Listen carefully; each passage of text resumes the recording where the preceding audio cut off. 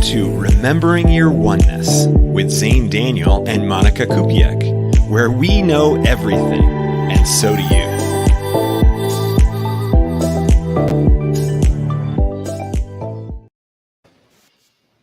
Hello. Hello. I feel like we need a new intro. I feel like a lot of the stuff is like outdated of what we do. Oh, it's true. Yeah, we could probably do that. Yeah, it's a good idea. I was just like, wow, I haven't taught a yoga class in a while. And then there's me on my yoga mat, like waving hi. Right. Yeah. It could be definitely updated to include more of your painting work. Yeah. And you being more stationary now, right? Right. Well, that doesn't really show that off. But yeah. I know. Well. What a relief there. We're sad. Yeah. Still all kinds of stuff. Like it's been quite the experience. Lots of unknowns at the moment because of the accident. So we still haven't heard whether or not the van is going to be totaled or if it's going to be fixable. So we're kind of in limbo on that. So for anybody who doesn't know, I travel with my girlfriend Jaybird full time, traveling around in a camper van. It was kind of more like a converted work van. And a week and a half ago, we crashed into another car. And so the damage that was done to it is something more than, nothing, because one of the airbags went off on the window side, the driver's side, and the driver's side front tire, the what is that called? The strut or the shock or whatever just snapped, and it may not be stable enough to be fixed. I mean, anything can be fixed, right? But will the insurance company pay for the fix? Don't know. So if they decided to call it totaled, then we just get a payout, and it won't be enough to buy a new van. That's one of the because it wasn't a manufactured RV. It was a regular empty work van with stuff done to it to make it livable. And that stuff is not covered under insurance because it's not a manufactured RV. So what they assume that we would be buying is another brand new empty van, and not even brand new. They wouldn't even pay for brand new. They would pay for something of the same, 2017 with 100,000 miles on it. And then we would still have to go in and spend a year and a half building it out again. And with all not covering all that. So that's the detriment, or that's the problem with doing the homemade version as opposed to the purchased, manufactured version. Because you can't get insurance to cover all that. Yeah. So I always like, if you feel like deciphering the accident, I always like to think about what has been going on in my life that has led up to it. It was almost like similar to my surfing accident where I sliced my head open, where it was just a lot of stress from work building up, and then boom, like it changed the course of my life of having to take care of more of myself and putting myself first. And then it led to the whole channeling with the paintings. So obviously there's going to be a great silver lining soon coming up for you. But it's just like, maybe if you want to like talk about like what happened right before the accident that like led to it, or maybe if you even want to go that direction. But I feel like that's all part of like the topic for today of like flowing with life, or what is the topic today exactly? Yeah, I mean, it's like faith and trust that everything works out exactly as it's supposed to. Yeah, there's a lot of things that I could talk about that, because there were a lot of different things going on in my head. There was an emotional experience that was happening. And most of it was an urgency. So we were trying to get somewhere fairly quickly. There was a lot of things that were going on. We were trying to visit my parents, to have enough time to visit with them. We had other plans when we arrived. Plus it was Super Bowl Sunday. So there was kind of a lot of things that we were trying to like, okay, how can we manage all this? And we were buying supplies and things as we were on our way. So everything was kind of building up to that, like, oh my gosh, I've got to we've got to try to get there in time. And so there was definitely an impatience on my part. And so, you know, the accident is totally my fault. Like, absolutely. There's no question. Like I could, if I would have been more patient, it wouldn't have happened. So, you know, so there's plenty of lessons there. And thanks, Josephine. Let's see here. I wanted to say hello to Josephine. And I wanted to say hello to Lisa. Welcome. Thanks for joining. Well, Lisa, we haven't talked in a long time. Nice to see you again. So yeah, so there was definitely then this feeling of self-blame. You know, I really looked at like, oh my gosh, you know, I can't believe I did that. It would have been so easy to avoid that. How, you know, it's just my impatience that got in the way. And so I definitely beat myself up over it a bit for the first 24 hours or so. I've always had this thing where I kind of, you know, that I can't believe I said the thing that got the person upset, or I can't believe I said the thing that got me in trouble, or whatever. Yeah. So, you know, there was definitely that sense of that, like, oh, I can't believe I did that. And then I would go, okay, yes, it's supposed to happen. It's normal. It's whatever. I can't, you know for sure what all the reasons were for it. Definitely going to be lots of lessons I'm going to learn from it.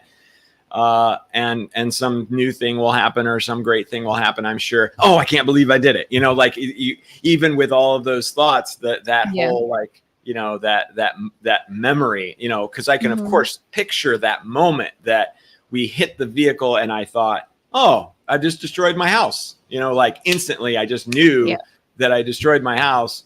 And I really did struggle with that. But at the same time, because I talk about all the things that I talk about and I help people with these exact things, I didn't go as low as I'm sure I would have otherwise. And then I was able to sit down and like use my techniques on myself. I was able to walk up the chart, and I was able to do activations and all these different things to keep myself from allowing it to be too deep of a wound. I kept it from being too deep. I was able to get the lessons out of it and so forth, but not carry a burden. And that was really important to me, because I could feel myself starting to want to do that, to create a burden upon which I would that I would need to carry. So, you know, it all worked out really well. And it's also great because being able to help other people, this helps that, you know, because now I've been through another situation where I got to feel what they feel, the people that I'm helping. So I appreciate it from that perspective. But it also, you know, it strengthened my relationship with Jaybird. It opened up the possibility of, oh, maybe it would be really fun to stay in one place now, you know, because I've been doing the van life thing for 2 years. So all kinds of different opportunities, and I just don't know what they all are yet. And it'll take years probably to look back on it and say, oh, wow, you know, all these amazing things happened because of that. Thank goodness that it did. Right now, it's still so early. It's hard to know what those things are, but I know, I have trust. I have faith. No. I know for sure that I will look back on it one day and just be like, wow, thank goodness all that happened. Yeah. And it's just like what Lisa is saying, like having a reaction is so human, and it goes to show that it's okay to have these like resentful emotions when an accident happens. But it's also the power of how far are you going to go with that resentment, or when are you going to wake up from that resentment? And I guess you were able to do it fairly quickly, because this just happened like what, last week or so? Yeah, a week and a half ago. Yeah. A week and a half. Like I said, I mean, within the first 24 hours, I mean, it was halftime at the Super Bowl that I sat back and went, okay, I'm gonna do some activations on myself. I'm gonna think about this in a different way, and that really relieved a lot of that pressure. And then I still felt that I can't believe I did it for, you know, the next 24 to 48 hours. But I noticed that the distance between those moments continued to increase and increase and increase. And now I'll even still have it, you know, yesterday I had it one time. I went, oh, I can't believe I did that. So it's still there, but it's just becoming less and less and less. And I would say that I'm not suffering at all. There is absolutely no suffering in that experience anymore. And actually, I've transmuted it into excitement. I'm excited to find a new place. I'm excited to see where things are going to go next. So again, it's all about that faith and that confidence and that trust as the underlying piece. Even when you're going like, oh, I can't believe I did that, there's still this underlying faith and trust that it's all going to work out exactly as it's supposed to. Oh, and there was one point where I woke up in the night. That's always a good one too, because you can start to feel better, and then all of a sudden you have this being, you wake up in the middle of the night and go, oh my gosh, what was this? Was it this? Was it that? Like those dark thoughts. Yeah. And Jaybird was right there with me and said one sentence that just made me go, oh yeah, what am I doing? That's ridiculous. and then at that moment, my guides came to me and they essentially gave me this incredible activation that probably lasted 10 minutes, where my whole body was shaking as I was, removing still more of those burdensome things. And that was another reason why I can look at the accident and say, okay, that's something else I got out of it. I actually kind of have a new modality now as a result of that I've already used on my detached class to help them reprogram their minds. It came to me that what I'm doing is, with this particular modality, is I'm helping people reprogram their minds in any way they want it to be reprogrammed. So many things and so many more will be coming, and I just don't even know what they are. That's really cool. Yeah, the other day I did because I do a lot, like I do Reiki on like people, and I decided to like do the same technique like as I do a lot of distant Reiki. I decided to do the same technique onto myself. So I put myself in that third person body and then just started scanning myself and releasing things. And I gotta tell you, like, it was pretty mind blowing of like what came through. It's like I released something from one of my arms, like an ex. It was like a past life that we had together. And it was like through the act of surrendering and like knowing that, oh yeah, I can do Reiki on myself. Because usually when I do Reiki on myself, I'll just hover my hands over and be like, okay, I guess I'm doing it. But this time I actually like sat down and I'm like, okay, I'm a client now and I'm gonna do this like properly. And it's crazy that like when you fully trust those guides or anyone that's coming in, like you'll get exactly what you need in the moment. And for you, you had those not crazy activations, but you had those intense activations. And it's like the same thing was happening when I was doing it to myself. I was getting this activation of removal of like of letting someone go or releasing someone from my field. Yeah, absolutely. So yeah, and to comment on what Jillian just said too, is thanks for the reminder that the universe always has our back. So easy to forget when you're surrounded by chaos and struggle. Absolutely. And that chaos and struggle, like, you want to ask yourself how much of that struggle is brought on by you, because the opposite of struggle is surrender or acceptance. And if you are struggling so much, then you are creating resistance. And we all know the phrase, what you resist persists. So Jillian, you want to really ask yourself, is there something that you're creating there in the midst of all the chaos where you are struggling more than you need to? I talk about it like this all the time. You can be in a canoe on a river, right?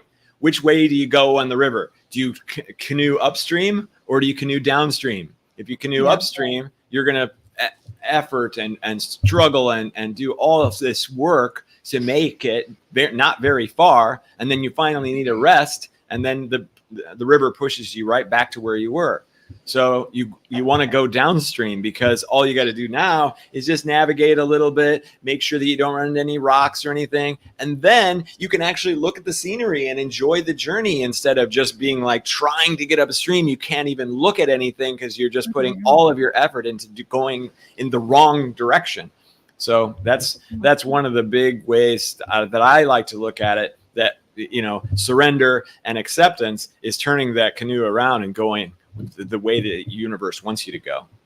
Yeah, there was this one time where I was stand-up paddling in the ocean, and I just went like around a little bit by my house, and I went kind of far, and then at some points in the ocean there's like different currents, so I kind of got stuck in like a little tiny current where it was just impossible to just keep paddling, because I would just like paddle, but I would like barely even move an inch.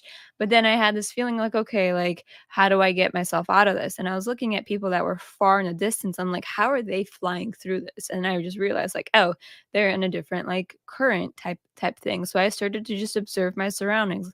Like, let me move a little bit to the left, let me move a little bit to the right. And then I noticed that it got easier and easier. And it's like, if you're stuck in this moment of like, I don't know where to go or I don't know where to be, it's like, look at your surroundings and try to surrender within your surroundings, because there is a way out of what you're, in the middle of. And it could just be your thoughts. Like, if you're so stuck in your thoughts, if you just look around in your surroundings, there's something that's going to help bring you back to the moment or get you out of that trance of like overthinking, because overthinking is just so easy to do. But then if you take a pause, kind of like your accident, you were literally forced to pause and to reflect on what it is that you're doing, because you kept on being in that ongoing state of like, oh, I have to do this, do this, do this, I have to get there on time. And then boom, like you had that accident where you had to just physically stop, and the universe is just like, hey, Xane, like, stop. So it's like interesting how, like, it was the elements. Like, okay, there was that car that you ran into, but that car was there for that reason, for you to actually like make that pause. And it's like, that's what was helping you to get back into the moment and just to realign in a more positive out way. So it's like the same thing with me paddling. I kept paddling, paddling, paddling until I surrendered to like, oh, let me try to just shift a little sideways and then go with the flow of where the current is trying to go, instead of going against it, because going against it, you're barely going to make any movement. Yeah, absolutely. You are totally right on. And I want to say, it's for Jillian here, who's really dealing with something crazy, right? Because she's trying to find the balance of fight and surrender in a custody battle with a narcissist undergoing a psychotic breakdown, as I bet is a psychotic breakdown. Okay, so one of the things, Jillian, that we do is especially as parents, we take on the responsibility of the children to a level that is, I can't even think of a better way to describe it, because it is your entire mission, right? Because you've had a child or multiple children, and now what you're trying to do is give them the best life possible. And you give an awful lot of pressure. You put a lot of pressure on yourself to be able to do that. Well, one of the biggest ways, or the greatest things to think about, is that if you believe in the soul contract concept, which is an incredible metaphysical concept, is that they signed up for it. So everything that's happening to them is part of their journey, and they signed up for it because they were ready. It's something that I like to call soul confidence. Before you come into this life, you say, okay, I want to have some challenges. Give me this one, give me that one, give me this one. And then when you get into the life, you're like, oh crap, what did I sign up for that? This is terrible. But actually think about it from the perspective of your soul self and their soul selves. They're ready for anything. This experience, this life here on this planet is limited. It's, 80 years if we're lucky. So this is a very short experience among the infinite experiences that we get to have as souls, as source, as ourselves, as all these things and everything else. So, take it from a further back perspective, that this thing that seems so huge to you right now is actually tiny, tiny, tiny in comparison to your infinite existence and your children's infinite existence. So if they signed up for it too, they're going to get something amazing out of it. Yeah, they've probably been abused by this psychotic narcissist, but they signed up for that too, and so did you, to witness it and experience it and help them through it and all these things. So that's where resistance can be overcome, or surrender or acceptance can be allowed, because hey, you're all in this together. Everybody is doing it and exactly as planned, including the psychotic narcissist, right? They signed up for all that too. So at least take a moment every once in a while to step back and look at the whole thing from this soul perspective, and this soul perspective of gaining experience and gaining practice or whatever wording you want to use to say, hey, I got to come here to this planet and have all of these experiences, and these experiences are teaching me things and giving me all kinds of positives and negatives upon which we're judging, is this positive or is this negative? But from your soul's perspective, there is no positive and negative. There is just is. Yeah.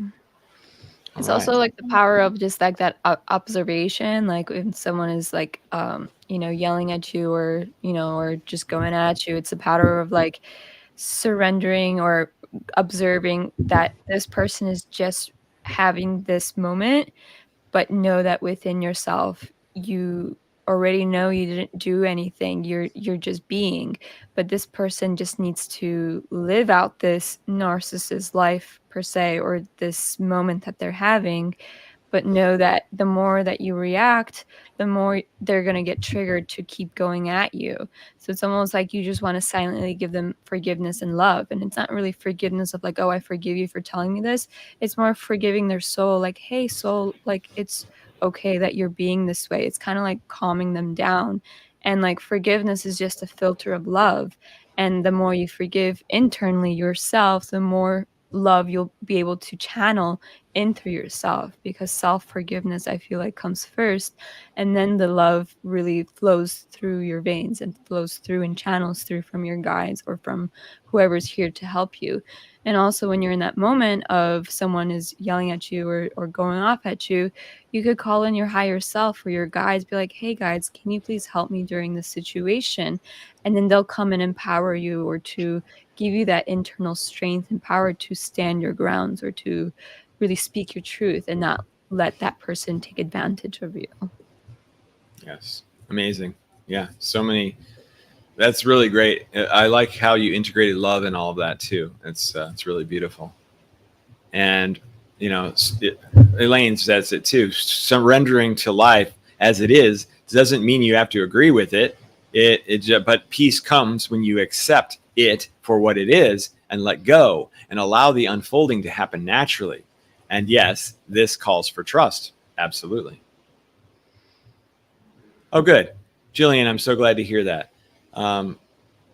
Yeah, working on self-forgiveness. So she says, I definitely need to work on self-forgiveness as well. Yeah, for sure. So you're gonna say, from a parental standpoint, you're gonna say, oh my gosh, I got my kids into this, right? So you're gonna blame yourself for that. But there's no reason to. You got yourself into it exactly as planned. Again, it's that faith. And so look at it from that perspective. Okay, I am in the middle of this situation. I don't care how I got here. Now it's just how I treat it from this point forward. So it's the same thing for me. I ran into that other car. I could beat myself up for something that happened in the past, but that doesn't help at all, because now it's all about where do I go from here and how do I accept it right now.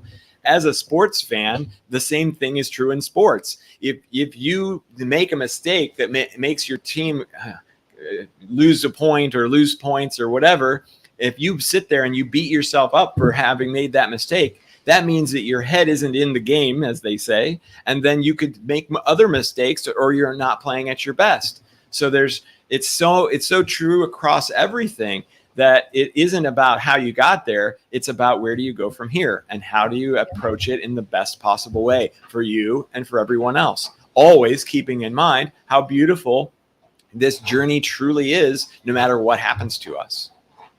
Yeah. Well, Lily Rose said too that it sounds like neutrality and peace, and that's what it is.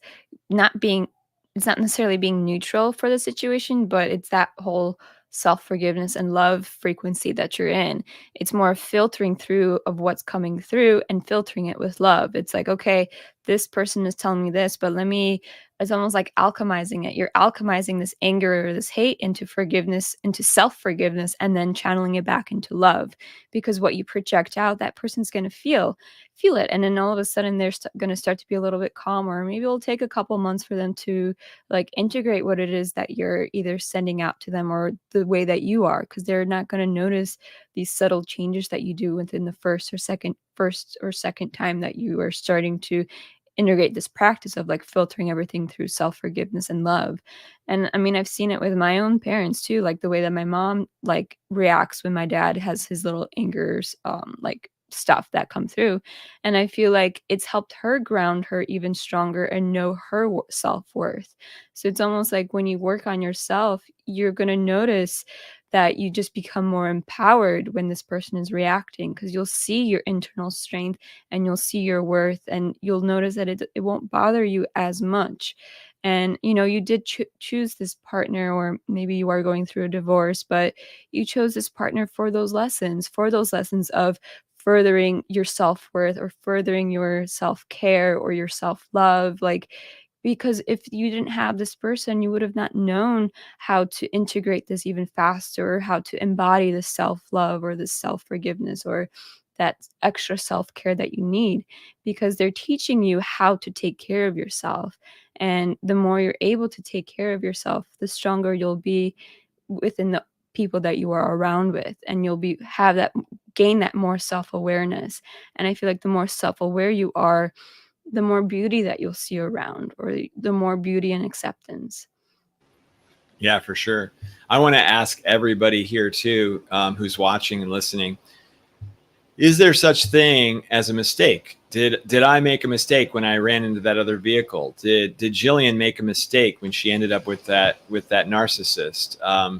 Did any of us make mistakes? And if so, what does that look like? Or is it possible that mistakes don't actually exist at all? I want to hear what you guys have to say about that. And so when it comes to having faith in the universe and in your journey and your path, it really is about being able to step back and see it from that higher perspective, to see it from your higher self, or your soul self, or your source self. All of these experiences, whether they are negative or positive, are just based on the view of your 3D self. And your 3D self has a 3D brain, which is this mushy thing that comes up with reasons for why things happen. It searches for meaning. It searches for judgment so that you can survive. So when you're in that mindset, that survival mindset, that is pretty far away from the 5D mindset. The 5D mindset is unconditional love for all and all things. And everything that we do and everything that we are is perfect exactly as it is. And so, yeah, Amy says, nope, there's no mistakes. So and then Bernice, never made a mistake in all my life. I've had lots of experiences though. Right, exactly. Bernice, you've never made a mistake in all of your life? Oh man, I have a hard time imagining that. And Elaine, not to me, love all is infinite intelligence unfolding for the good of all in this journey of awakening in the now. All is love. Right. There is no such thing as a mistake. Even Bernice didn't make a mistake. Because what is a mistake? A mistake is the idea that there was a better choice, which is impossible. It's, first of all, impossible for you to ever know whether there was a better choice, because what could have happened? Oh, if I hadn't run into that car, maybe we would have driven over a bridge and into the water, and then we would have drowned, right? Like there's just no way of knowing what the better choice would have been, because the better choice is the only thing that you get every time you make one. Mm-hmm. Yeah, I was going through some of my paintings like 2 or 3 days ago, and I've had this big green wave that I had. It was like a long wave, and I wasn't like too thrilled on it, because I was changing it so much, but I just left it the way that it was. And then I thought, you know what? I think I need to just varnish this, and then let's put it in my room and figure out what the energy of it is. And and right before I go to bed, I usually ask like, okay, let me understand the meaning of this painting, and usually in my dreams it comes through.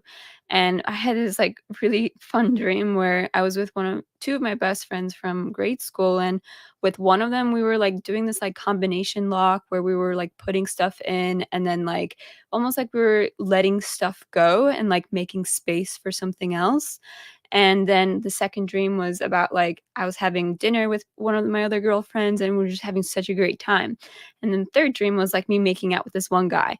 And I woke up and I'm like, why did I have these like really weird dreams? And I looked up at the painting and I'm like, whoa, this painting helps open up my heart chakra. It helps like remove things that no longer serve me to open up and let love in.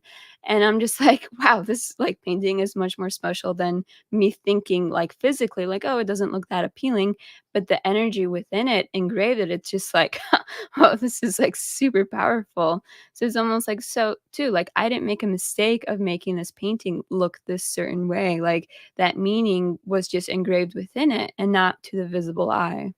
So yeah, there's really no mistakes that we do.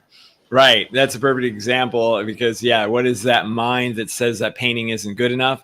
That's the judgment mind, the human mind that likes a particular aesthetic or whatever. Mhm. And yeah, that's not going to take you anywhere. But Yeah. what you learned was amazing. And I want to comment also on Jillian's message here. Her new mantra is learn more, do better.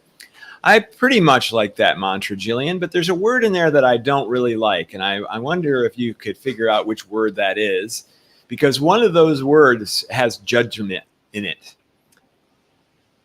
right? And that judgment is, of course, do better. Do better than what? Oh, are you judging the past, that you didn't do as well in the past, and so now you're going to have to do better? I would change that to just say, learn and be great, and or be the best self I can possibly be, whatever it is. But it's not about comparing yourself to the past and saying that you've ever done anything wrong, but instead you're what you're trying to get to when you say something like do better. It's find that extra motivation. Give yourself that extra energy when you feel like, oh my gosh, I don't want to deal with this anymore. I'm sick of all this. I want to take a break. Maybe in those moments you want to push yourself a little bit more. Well, that could even be a debate as well, because maybe you need that break, and that break is exactly what will help you do better moving forward. So it's interesting because when we say do better or even be great, that is still a judgment. So learn and love myself exactly as I am, love everything exactly as it is, and then better will naturally happen. Yeah, that's a good reminder. I feel like, even everyone says like, hope you feel better, you know, it's gonna get better type of thing. So it's almost like you're also projecting judgment onto their situation. Yeah. Yeah. One of the things that I do in the detached program is I ask people 3 questions every week. The first question is, what was your average suffering over the last week on a scale of 1 to 10, 10 being the worst suffering you could possibly imagine? They give a Yeah. number. Okay. What's your suffering right this second? They give another number. Already, automatically, that those 2 numbers are different, and they're different in that your average suffering over the last week, everybody says it's almost always higher than their suffering right this second. Well, what's the reason for that? Mostly because right this second, you're actually living in the moment. You're not thinking about the past. You're not thinking about the future. You're not beating yourself up, whatever, on and on. You are actually living in that moment. So the suffering is not nearly as severe. And then the third question is, how badly do you want your suffering to be gone? And that's a number that everybody always starts off as a 10. Oh my gosh, I want my suffering to be gone so badly that they're fighting it and they're pushing on it and they're resisting it. But the actual truth is that at the end of the program, everybody is at a 1 or a 0 on how badly they want their suffering to be gone. Is it because we removed their suffering? Partially. But it's also because they're no longer in resistance to it. Yeah. It's very similar to when I make the energy portraits for people, when I paint the colors of your soul. It's like you get into that full on self acceptance mode, like when you see yourself as an abstract or as a wave that I make. And usually, everybody cries or they have huge chicken skins, and I can feel their self acceptance. Like, wow, like I see how beautiful my soul is right now, and there's nothing more that I need to do. And this one girl literally said she saw her energy portrait. She's like, this makes me feel I'm already complete and I'm whole. Like there's nothing more that I need to do or to search Right. for. Like I'm perfect just as I am. And it was so remarkable to hear that from her. And she's not even that spiritual, so that was even more like profound and more like moving.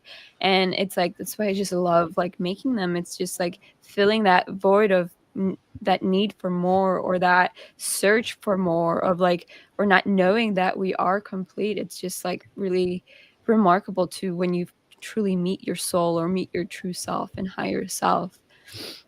Yeah. Awesome. Well, Jillian wants to know more. Oh.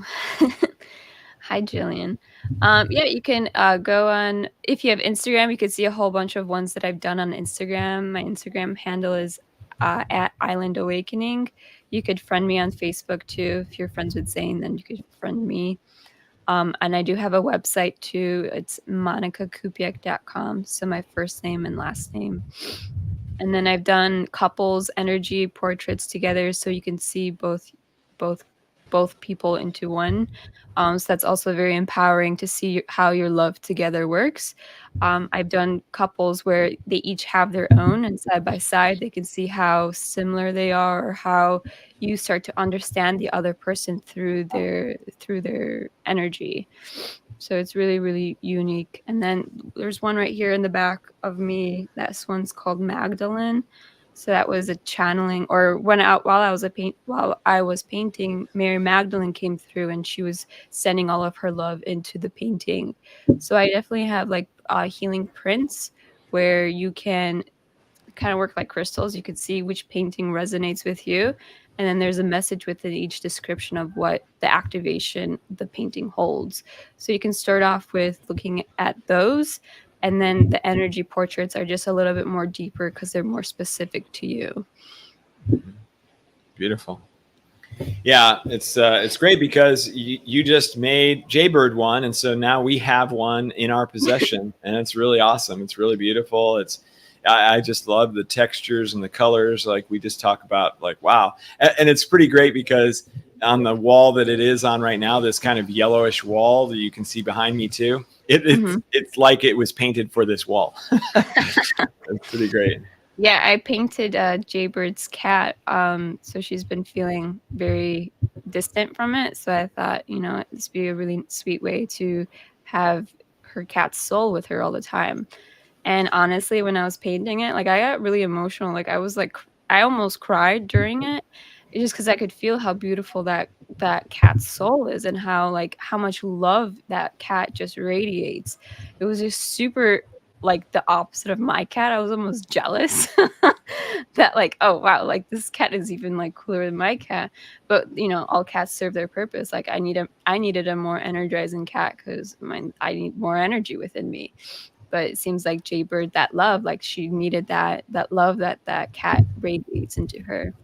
So it's really fascinating to like, who the people around us are with, and how they supplement our life, or how they help us grow through the self-awareness, or just the energy that we need. Yeah, absolutely. Yeah, well, and now because of the van accident, and the likelihood that we're going to settle down, she'll actually probably get her cat back. Oh. So so once again, there's so many different things that we can be thankful for, even though it feels terrible at the time. Mm-hmm. And having that faith and trust and all of that.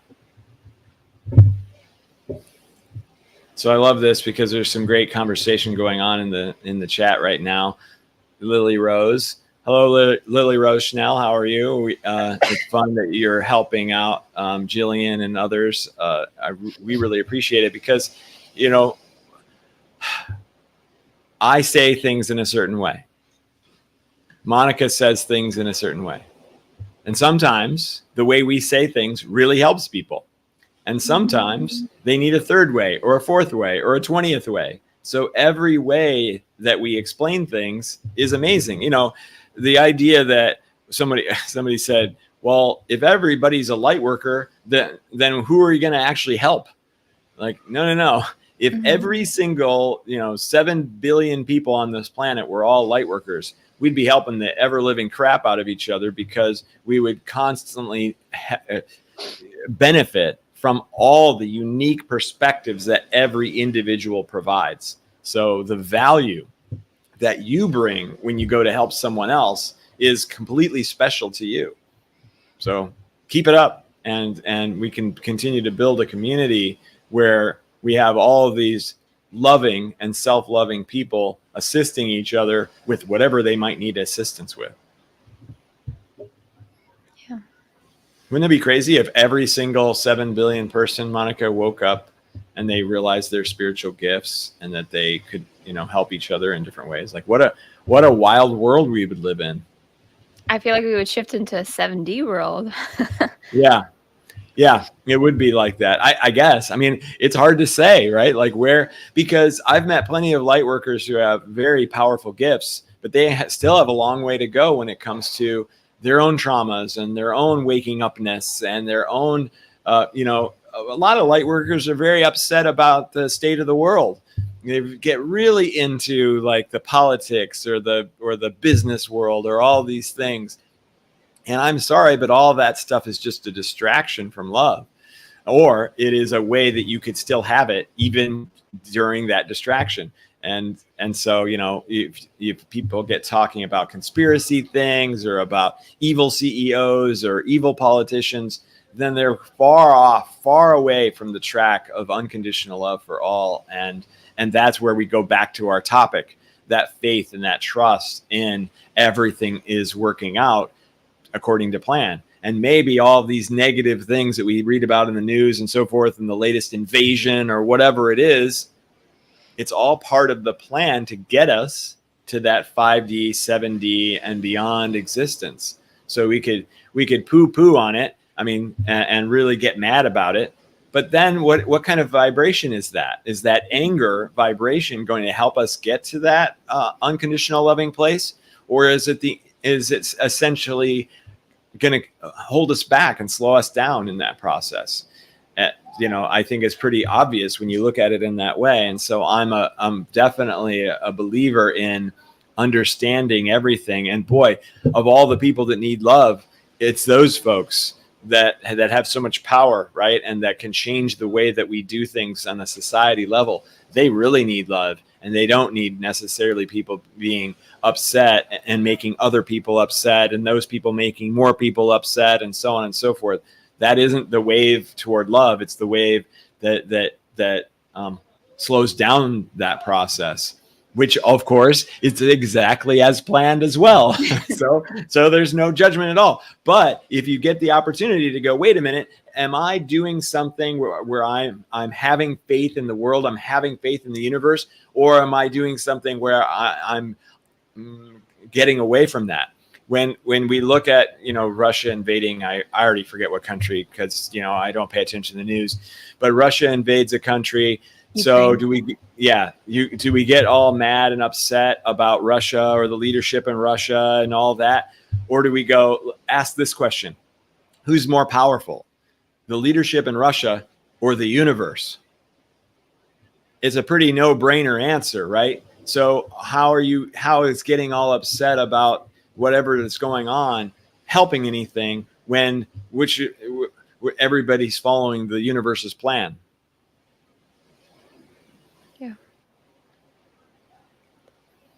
Lily says the truth of unconditional love for all. This is so powerful.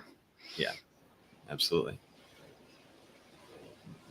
Okay, let's see what Elaine says. For me, this is a journal to remember the one true self and suffering by letting go all separation from within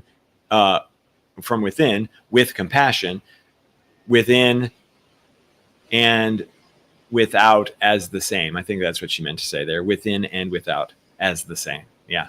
Absolutely. Like the as within, as or so without, something like that. Yeah, as above, so below. Um, the self. Okay, Elaine. The self is other. Other is the self. I don't know exactly what that means, but I like it. Yeah, and this is the main overall topic for today. Everything happens for a reason, and we can to lead by example in new ways to thrive in the world we have been gifted. Yes, absolutely. The world that we have been gifted. Perfectly said, Alexandria. I've heard like mixed things about the phrase "everything happens for a reason." It's almost I like know. I was gonna like bring this up too. Go for it. Go for it. well, it's almost like it's like you're putting it under the rug in a way instead of like actually deciphering what it is that is happening, because something bad can happen to you and be like, oh, everything happens for a reason, and then you're kind of just like brushing it away versus Hmm. like, like, okay, you had this accident with your car, but then now it's like you're deciphering that like, okay, well, maybe it's finally time to be stationary, maybe it's time to like not like Right. settle down, but maybe it's time to do this instead of like, buying another car and then redoing it. You're actually thinking about the different concepts or Approaches. Yeah. different approaches to this happening to you. So it's Right. almost like that everything that happens for a reason. If you catch yourself saying that, you should sort of like observe what it is that's happening, or like write out or make a journal entry or write out the things of like, well, what is actually happening? Why is everything happening for a reason? And then maybe there's something within you that you need to shift, or a different mindset approach, or a different way of thinking. Maybe you keep like having the same pattern, and that's why everything is happening for a reason for you, instead of knowing that this is happening for you. Because when you know that this is happening for you, I feel like you're more confident in yourself, or that trust is much stronger, versus everything happens for a reason is just like, I guess this is it, like, I guess I'm okay with this type of thing, instead of knowing and fully embodying what it is that is going on.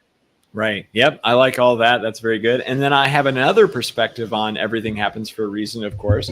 And that perspective is you can get into overthinking about that. Oh my gosh, everything happens for a Judgment, reason. right? Right, right. Oh my gosh, does it mean that I did something wrong and I'm being punished? Does it mean that this is the lesson and now I'm going to wait for the universe to give me a sign so that I know what the lesson was? That just gets in the way of that surrender and that acceptance and that knowing that everything happens. Now, do we add for a reason, or do we just say everything is according to divine plan? Okay, well, do we know what the plan is? Hell, I don't know what the plan is. I haven't seen a document that describes the universe's plan. And there's no way that I'm going to, in this 3D mind, is ever going to understand that or have access to the complete plan. No way. So in that case, sometimes the overthinking aspect of it can make you stationary when you should be or could be in motion and going forward with life and making decisions without worrying about, oh well, is this for the reason or is that the reason? That can really hamper us. Yeah, for sure. Yeah. Yeah. So all of that. And still like bringing it back to like that, the whole trusting part, which can also be like one of the most difficult thing to do, because I know when I was transitioning from my old, well, not like transitioning, COVID made me lose my job, but like still like within those like 3 years of like me kind of wanting to leave that job, I never really trusted myself. That trust never really fully came out. But the universe came in and be like, hey, we're gonna make you like lose your job, but you're gonna learn how to trust yourself. And within the 2 years of like not being in that job, I have gained so much inner trust in myself, and that knowing that everything is going to work out. And it's like, it's a really beautiful process when you fully trust and surrender to it, because I would have never had gone so like, I feel like my connection with my intuition is so much stronger because of that trust and that letting go. And instead of thinking that like, oh, I need a secure 9 to 5 job to like pay my bills. And it's like every month everything is kind of just working itself out. And without that trust, it's like, yeah, like sometimes I'll go into a dip and overthink of like, oh, like, is this really what I should be doing? And then all of a sudden my intuition will be like, yeah, you're supposed to be painting. Like, like that intuition is just going to be so strong, and like you're going to want to like listen to it more or get more curious about what else is within me that I can hold or manifest or create in the matter of sense. Like sometimes I don't like the word manifest, but it's still a part of you that you are the creator of yourself. There's a lot of different things we could say about that, because when you get into manifestation, like, oh my gosh. But Alexandria says, it is when we understand why things have happened as they have that we begin to understand how to create better. Okay. Mm-hmm. So, yeah, to some degree, I agree with that, Alexandria. Why things have happened, though, again, kind of gets back into that reason stuff. And I want to guard against overthinking, because you can then second guess. Oh, maybe it's because of this. Oh, maybe it's because of that. Oh no, I don't know. I don't know what it is. Blah, blah. And then you get all flustered and so on and so forth. So I agree with you to some degree, but I also want to let everybody understand that it's okay if you don't figure out why things have happened, because again, the brain, one of the functions of the brain is to create or understand reasoning. So again, there's a leak in the roof. The brain goes, oh no, there's a leak coming through the ceiling. What's going on? I've got to get up there and I've got to understand why this has happened. So I go up on the roof and I look at it and go, oh, okay, it looks like a shingle came up. Okay, I'm going to, do whatever I need to do to repair that thing. And then it's all good. Yay. So the 3D brain is trying to understand why things have happened, has done its job, right? But if you try to figure out, well, why did I run into another car? I got to understand why that happened. The answer could be 100 million things, and you could find yourself completely lost in all the possible reasons why it happened, rather than just going, okay, there's some really good ones that I really want to latch onto, or that I want to add to my life. But I'm definitely not going to worry too much about it, because I'll just end up getting in analysis paralysis. That's the thing to watch out for with all of this stuff. And the reason I'm harping on this so much is because I had someone in my class who that's what happened to him. He was always constantly trying to figure out, like, oh, did I get a lesson out of this? Did I get a symbol, a signal, a sign that this is what's supposed to be, or this isn't what's supposed to be. And so then he would get stuck, or he would latch onto the wrong signs. Oh, there was a car with this license number on it, and that means that I did this wrong, or I did this, that's where it really gets to be analysis paralysis. So there is still this trust and faith in stepping back and saying, I might not know what the answer is. That's okay. I know that it's something great, and maybe someday I'm going to figure it out. Maybe not. And I'm okay with either one. Yeah, it's crazy how, like, because I was just thinking about like the signs thing too, because the date was like 22222 the other day. And like on like social media, I was just seeing so many things of like, oh, this is the perfect time for you to like manifest whatever you want, or to like step into who you are. And all of a sudden, like I had the sense of like, not like time is an illusion, but it's like these numbers are an illusion. And it's like, what if these are just little like traps of like, oh, like it's telling me to do this, like let me just go follow it, instead of like actually trusting yourself for your own transition at your own time. Because maybe your transition was on 2/23/2022, like maybe that was your time, but you were so stuck on that like 2/22/22 like date.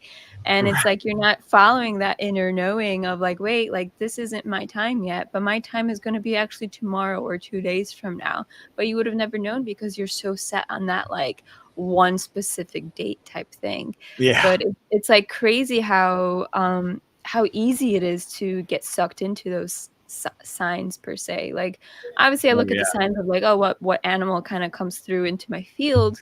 This is just like a little like, it's a little I feel like numbers and people and like and animals are they're all have their own like little frequency. Hmm. But it's like I feel like everything that you do with numbers is like a grain of salt. It's like you shouldn't be so attached to it. And if you do feel like you're attached to that type of way, maybe it's the time to just step back and observe, like, why am I so intrigued by this number? And then listening to your own intuition to what it's trying to tell you. Like maybe that number or that synchronization of numbers has a completely different meaning to you than from what someone else has channeled. Because what someone else has channeled was probably good for them or the collective that they were trying to channel for. But your own intuition is actually going to tell you the answer for yourself. Right. Yes. Yes. Look inward and follow your highest excitement, as Bashar would say, or follow your gratitude, or follow your unconditional love. Those are giant beacons that can be followed without having to rely on anything outside of yourself, and that's huge. So I like what Bernice says here. She has had a little epiphany of her own. Maybe we judge more or question more if something negative happens. If something positive and great happens, we don't spend time questioning why. Exactly. Yeah. The only time we spend time questioning why something great happens is when we don't believe we deserve it, or we have a lack of self-love. In a lack of self-love situation, then you go, well, I don't deserve this. Why is this happening to me? I'm sure I'm going to screw it up, or it's going to get screwed up. And so, then that's the only time you might question why. But most of the time, you are exactly right, Bernice. We don't question positive things, and everybody knows that. We know that we don't get lessons as much from positive things. We sort of do. But here's the thing: the lesson we get is, well, do it the same way. It's going to work out the same way if I do it exactly the same, because that's what worked before. And now when it doesn't work anymore, we go, oh no, why it used to work before. That's when the mind engages and tries to solve the problem. It's the problem solving that. The the problem solving mindset is this infinite churning, especially when you don't solve the problem. And you rarely solve the problem when it's a spiritual problem, because you can't use the same techniques that you've used in a normal 3D experience when you're dealing with that. Yeah. There was something that was on my mind, but I forgot it. Yeah. Well, I distracted you. You did. You did distract me. Okay. Or maybe by something positive happens, we don't question it again because it just shows Oh. the path to go or use. Yeah, exactly, Bernice. What were you going to say? Oh, yeah, I just remembered. So when she was talking about we don't reflect on the positive, I've actually been recently been doing this because when I first moved here, I had a retail job where I was like number one seller, was like really, really good at it. And now that I have to do my own sales, I was like thinking, how do I embody that old self that was so good at making sales? And at the time, like I was surfing a lot, I was very carefree, like I was, dancing a lot. And I was reflecting, I was like, wow, I don't do a lot of those things anymore that were empowering me to like be so open into making sales. And it's been like interesting to try to reflect on that positive experience of Mm-hmm. how was I so good at that, and then how that I've stopped dancing. Obviously I don't surf that much anymore, and it's like these things were actually helping that third chakra of mine of being that self-confident and being that like open person. So I've definitely been trying to incorporate more of my old self into the now self, because over the years I've kind of forgotten about that part of me that Yeah. made me be so open. So I think like we should be reflecting more about the positive experiences. Maybe not in the moment, but maybe like if you do find yourself being more in the negative part of like reflecting back to like when were you happy and why were you happy? What were you doing around then? Or what have you forgotten to do that has made you that? It's kind of like working with the opposites where you try to see that they're both the same, or you try to come into that like neutral state of like, how do I come back to that positive state? And it could just be like that misbalance of like, oh, maybe you haven't been dancing as much. Like, oh, maybe you haven't been talking to someone for a while that was actually empowering you. Or maybe you stopped taking your morning walks or watering your plants. Like, I actually forgot to water my plants for a couple of days and like they were dying. And I'm just like, oh my God, like, have I been forgetting to drink enough water? Like, what have I been doing like to forget about myself because I forgot about my plants? So it's like really interesting to like observe, like, what are the positive parts of you that you've like neglected and how can you bring it back to like now?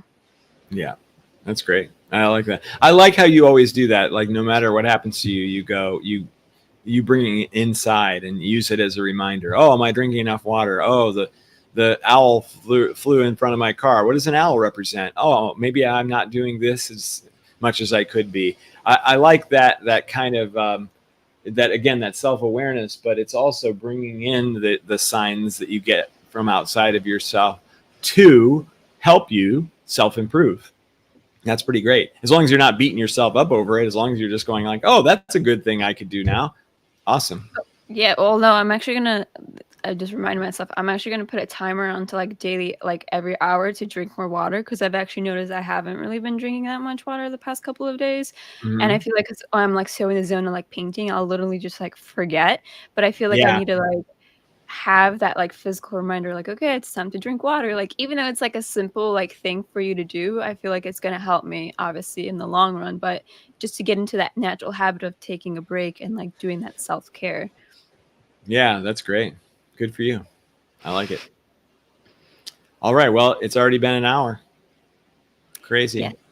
Thanks for all the great comments, everybody. You really had some good thoughts, questions, and advice for each other. I really appreciate that a great deal because it adds to the dynamic of our discussions, and to see you guys help each other is just a beautiful experience. So, thank you. Aloha, everyone. Thank And you for with that, joining. we will see you next week on Remembering Our Oneness with Xane and Monika. Woo! Bye, everybody.